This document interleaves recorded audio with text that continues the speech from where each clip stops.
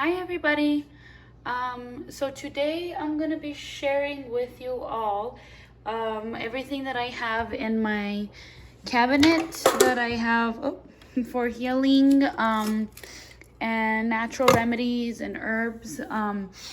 So as you can see, this cabinet's pretty dirty and I haven't organized it. It's been a rough year with COVID and I've had to use a lot of things in here, and it's usually a lot cleaner than this. But I'm gonna go over everything that I have in here.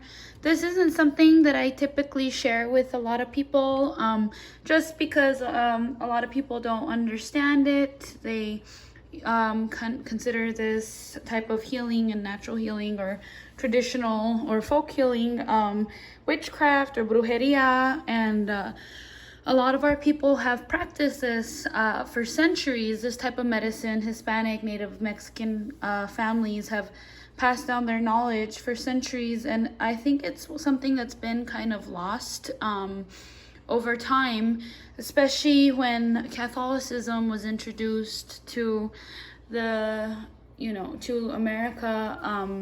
When the Spanish came, a lot of these ways of healing, and many of them which we got our current present day medicines, this healing was shunned and kind of forced to be hidden. So there's not too many people who practice this type of medicine.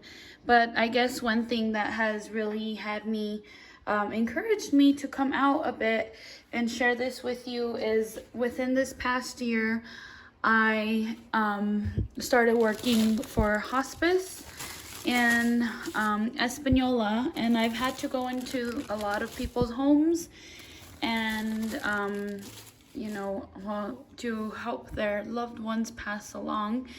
And I've noticed that a lot of families have a lot of the same herbs in their house, same beliefs, same remedies, and it's made me feel not so weird and like such an outcast. So I feel a bit more comfortable sharing these things with you because I think they're really important things that need to be shared with people, Hispanic people, Native American people, Mexican people. A lot of these remedies have created modern medicine, and a lot of these traditional ways of healing are being lost. So I'm gonna go over the little bit that I know with you guys and what each of these things in here means. Also, here I have my two Curanderismo books. I bought these when I was at college at UNM. I took a curandero class with Eliseo Cheo Torres, who was my teacher. I spent a year studying Curanderismo at UNM, and these are the books that they gave us that are really, really really helpful, really educational. They kind of set the foundation for what you kind of need to know about our ancestors' traditional way of healing. Again, I'm not claiming to be a curandera, and Cheo Eliseo Torres, he is a professor of the class, but he does not claim to be a curandero. He's only one who is interested and passionate about spreading this traditional form of healing, and just bringing awareness to the world that this is something our people have done and something that we still do, which is kind of where I'm at as well. So I'm gonna dig into that a little bit deeper and touch on that later, but I'll start by just kind of going over all my herbs. So some of them, I'll be honest with you, I don't know what they're used for, but as a little girl, I've always had a passion for plants and been attracted to plants, and I have an eye for certain things that I think, hey, I need to save this because I feel like it can be used for something, and I save it and then later on figure out what it is and what it can be used for. So some of these I still don't quite know yet. If any of you know and would like to share that knowledge with me, feel free to go ahead and do so.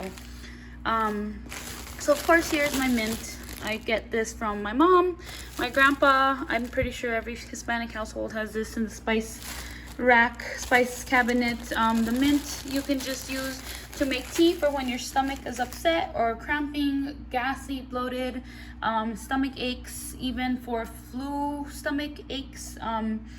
some nausea, you just pretty much use the leaves in a little strainer, and then and you put it with hot water, let it steep for a couple minutes, and this is good for all of those things. I have a lot of that in here. Bay leaves, people use this a lot for cooking. I and Curanderismo, it's traditional to use bay leaves to ward off evil. I personally, place one at the front of the door if I ever feel threatened, if I'm scared of something, if I think people are watching the house. So I put one there.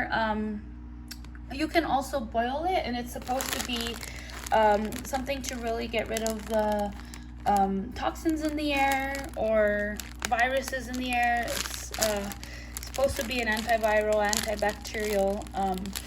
I don't know to what extent and how exactly you're supposed to use it, but those are the ways that I use it.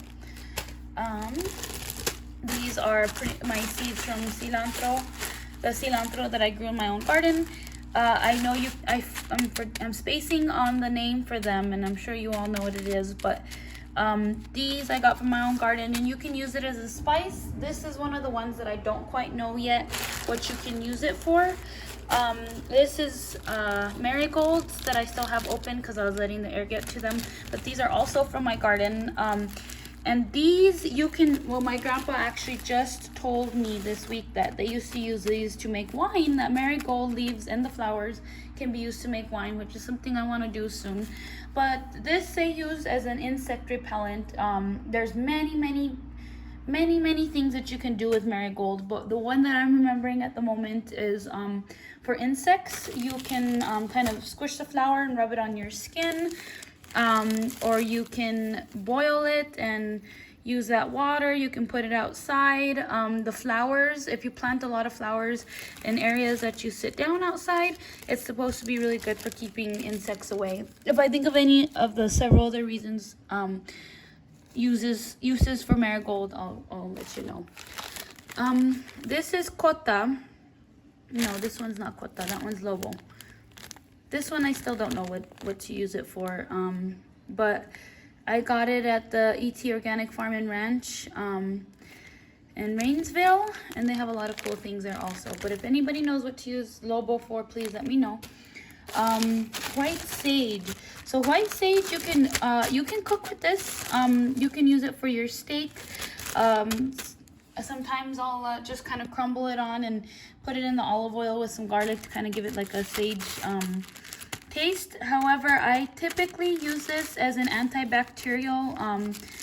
So if I get a scrape, if I have a cut, something that looks like it's, or burn, something that looks like it could get infected, you can crush this up with some honey, olive oil, and just or honey or olive oil, and kind of put it on the area, and it's to prevent or also treat infection. This little thing, and of course everybody uses the sage for cleansing, to sage a house. This is not the actual stick of sage that I use. I use this for cleansing the energy in a home. But you can use this the same way. If you put it in a large shell or a bowl, light it on fire and carry it throughout the house and use that smoke. This kind of explains a little bit more of the different ways that you can use it. If you guys want to know more on how to use all of these, just contact me, reach out to me, and I can get back to you. I'm briefly going over all of these herbs and not remembering the extent of it because I just have a lot to kind of cover. But this is my sage that I use to smudge the house. You just light it on fire, let it smoke out, and I use it to cleanse my house. Not just necessarily when I'm feeling negative energy, but when I'm feeling tired, when I feel like the house is just heavy, when I feel like I get home and I just can't, I don't have motivation to do anything. I just want to lay on the couch. I can't get off. Sometimes that means that I feel like the air is still and that the energy in the house is still and that it's very, stagnant. Sometimes it could be stagnant energy, still energy. It can be old energy. It can be after if you have a party and you have a lot of people in your house and just several different energies. If you've had a fight in your house, you know, something traumatic happened, or you had something traumatic happen that you're expressing in your house, different things like that can create the energy in the home. It can make a different atmosphere within the energy in the home, and that's when you smudge. And there's a couple different ways to do it. And I'm trying to remember. I can explain that to you if you guys are more interested in that. Just reach out to me on exactly how to do it. You can see in the picture that that's one way to do it with copal. And let me see if I find my copal here, and I'll explain to you how to use copal.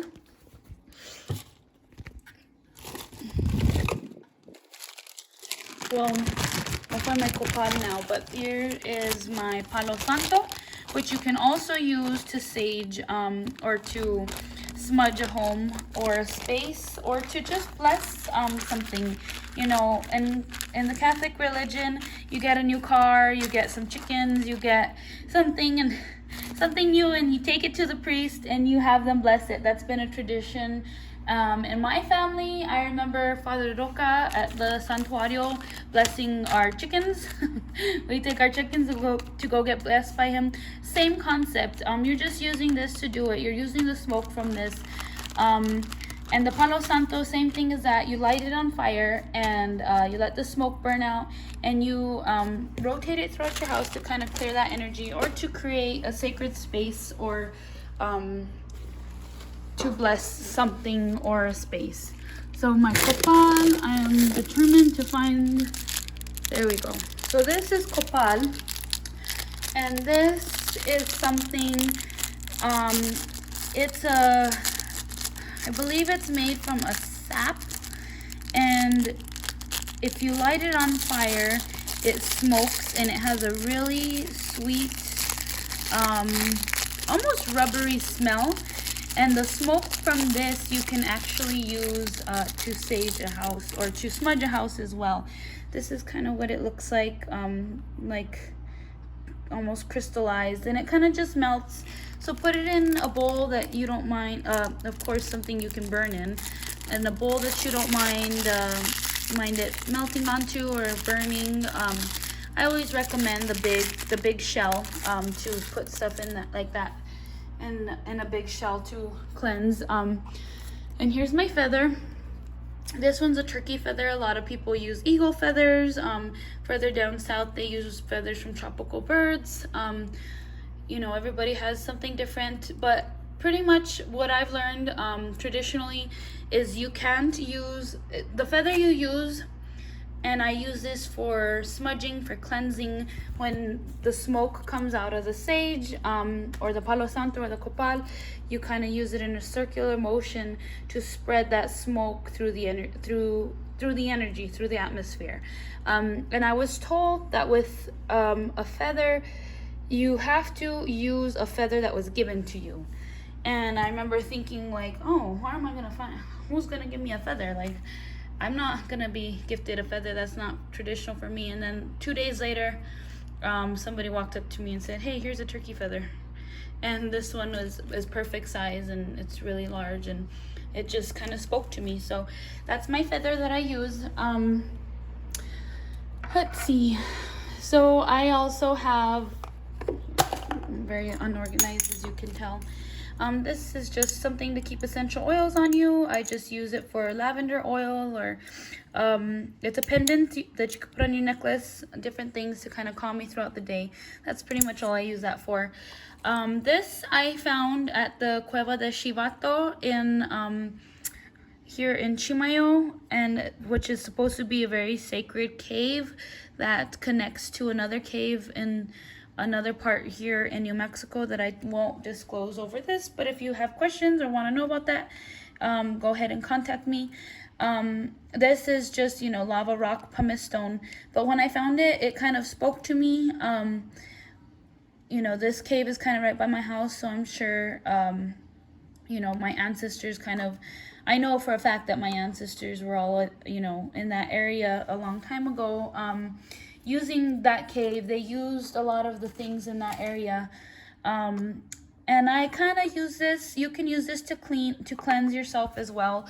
I kind of use it because the lava rock, the pumice stone, is supposed to absorb negative energy. And, you know, it's kind of like a sponge, but a solid sponge. So when I used to work at the hospital and I used to have a rough day, I used to have patients that were rough, or I'd see traumatic things, I would use this and kind of just, you know, wipe it on me to cleanse, like I'm cleansing that energy off, almost like I'm picking up all kinds of germs, negative energy, everything with this. Through COVID, I used to do this also once in a while if I was dealing with the COVID patient throughout my body, and I'd say a prayer that, you know, God would take away any viruses, anything harmful to me, any negative energy, and anything that didn't belong to me. And this, I feel, you know, absorbs it and takes it off of you. This is just some Palo Santo, but this is my little herb smasher that I use to kind of make you know, different things. Sometimes if I'm smashing herbs and I need to make like a paste, I'll put honey or olive oil. I use this for a lot of things. And then my arrowhead that I found with my lava rock at the Cueva de Chivato, which is a very different one than any of the arrowheads that we found, and it just is very sacred to me, so I keep that here with that. And cloves are good for your immune system. They say if you put 3 cloves in a glass of hot water and you leave it overnight, you drink it in the morning, that it's supposed to really boost your immune system and protect you from a lot of you know, viruses, bacteria, everything like that. And I know my mom did that throughout COVID. She never got COVID. And one thing I do say is a lot of times you're instructed to drink things like the cloves in the water, or teas, different things like that. I was told one time by a healer in a nursing home to get up every morning and to face the east and drink a hot glass of water and to say a prayer, and to imagine your body being cleansed head to toe and rebaptized again with that water, to get the energy from all the patients from the previous day. Even if you're not a healthcare worker, just doing that, you know, can be a really good thing to restart yourself and kind of shake off the energy that you've, you know, accumulated from the day before. Same thing I'd say for the cloves. If you were to do that, you were to drink the water with the cloves in it. I recommend facing the east while you drink it, just to get a good cleansing and protection over you. This is encerado. This is pretty much just the bees, the piñon self. I'm sure a lot of you know what this is. This is from Teresa's shop, so hit up Teresa if you want some encerado. It's made with piñon, osha, olive oil, and beeswax. This you can use on almost anything. You have a burn, you put it on this, and your burn will be a 2nd degree burn healed in like 2 days. I have used it on a 3rd degree burn and it healed really, really well. Pressure ulcers. I'm a hospice nurse, so my elderly or, you know, bedbound community and families, this for pressure ulcers, to prevent and to help treat, is going to be, you know, a really, really helpful thing. I've heard that you can use this to pull out anything. I've had splinters and I put it on over my splinter and it pulls it out. Something about this draws things out of you. So I've also had a bee sting. I put it over the bee sting and it pulls it out of you. You know, being bitten by, I'm allergic to mosquitoes. I put them over it and it really protects it. If you're bitten by something that has, you know, something you're allergic to, a poison, it's caused an infection, anything like that, put it over it and it'll draw the infection out. These are just gold red ginseng back patches for pain, which I haven't quite used yet. More bay leaves. Let's see what I have here. This is lemon balm. My mom just gave this to me the other day, and she had it hanging for a while. So this is something you can use for anxiety. Lemon balm is supposed to be really calming. The leaves themselves smell like lemon. So if you have fresh lemon balm, mashing the leaves and smudging it on your wrists, under your nose, your neck, areas that you would put the essential oils. For anxiety to become calm, I would recommend same thing with lemon balm. Lemon balm, if you have anxiety, you can make a tea out of it the same way you would mint. Just put it in a strainer and then, put it in a strainer and then just soak it in your tea, and it's supposed to be really calming. I haven't quite needed it yet, but I'm sure I will. This right here, stinging nettle.